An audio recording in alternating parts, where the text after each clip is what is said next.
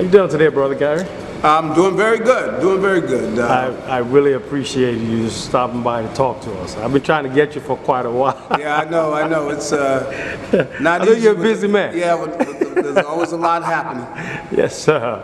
I've been meaning to want to talk to you, like to see how the league has changed since you've been there, to what it is today. What are some of the differences that you can tell us about? The National League, the National Football League, really has gotten probably more popular in a way that the audience is bigger. Okay.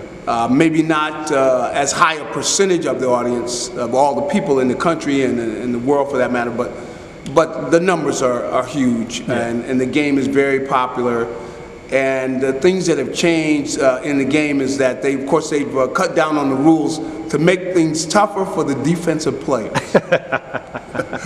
And the way that it's tougher is, of course, you've got different things you can't do to the quarterback. Like you can't hit the quarterback in the head, you can't slam him on the turf, you can't slam him on the turf and then land on him. Different things like that. So they're trying to protect the quarterback as well as the receivers, that they want to lessen the head-to-head contact. So there are limitations there. And in a lot of ways, you have to be more under control and watch where you hit a guy. You don't want to be hitting him in the head. That's the main thing, is you cannot hit a guy that's carrying the ball or anybody you can't hit him in the head. So because of the CTE problems. And the concussions and that sort of thing. So that's how the game has changed from that standpoint. And I think it's for the better of the league. I know as a defensive player, a lot of defensive players say, oh, they've limited us, but you can play under control, and really you can't hit a guy with your head. And the helmet is looked on as a weapon. They want to take the head out of the game, and that's not a problem. You can play with your shoulders, your forearms. There are a lot of different places you can hit a guy and get him to the turf and be physical, but they're taking the head out of the game, and I think that's a good thing. So it was more physical when you were back then? Well, it was very physical, and I would say that the main thing is that the concussions. When I was playing, it's something that really was not focused on, you really weren't really, it wasn't the kind of thing where they said, you've had a concussion, so we're going to change the way, the things that you can do, or you got to come out of the game. It was basically, hey, continue to play. How many fingers am I holding up? Okay, you can get back in there. But that's changed, and like I said, I think it's for the better. It's for the better. Yeah, it's for the better. What do you think about Nick Foles buying out his contract? Well, I think Nick, he served the Eagles. Come on, he led them to their first Super Bowl title and really was on the verge of leading them back. I mean, they were right on the doorstep of the Saints, 20 yards to go, and they were in position to win that game. So amazingly, you can't say enough about Nick Foles, and I don't think there's a problem with him wanting his free agency and that he wants to go somewhere and be the starting quarterback. A guy that feels that he can be a starter, it is very tough for him to be a backup.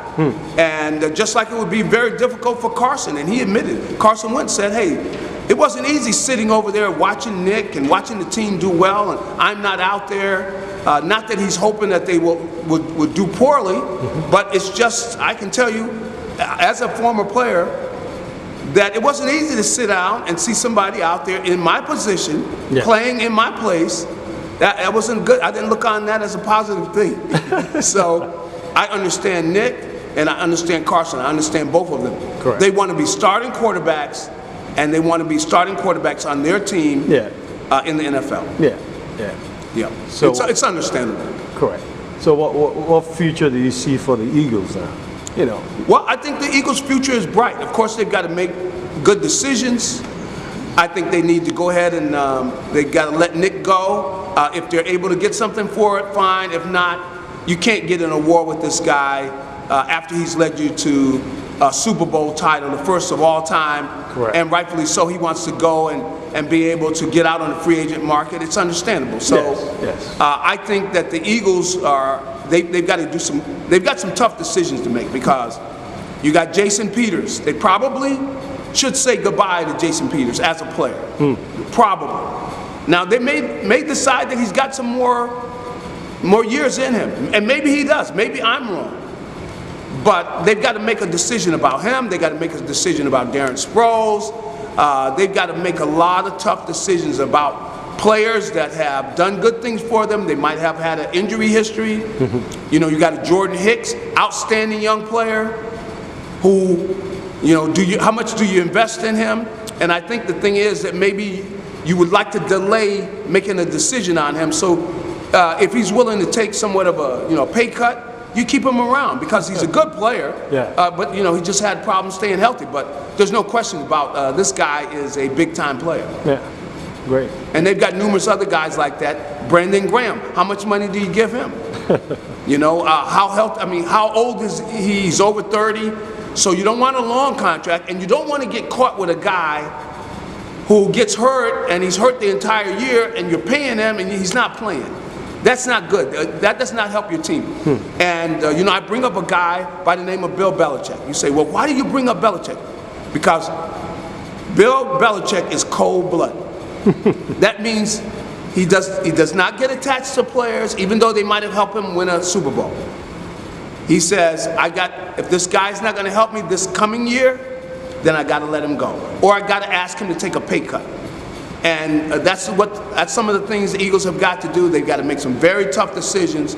But if they want to continue to win, you got to make the tough decisions.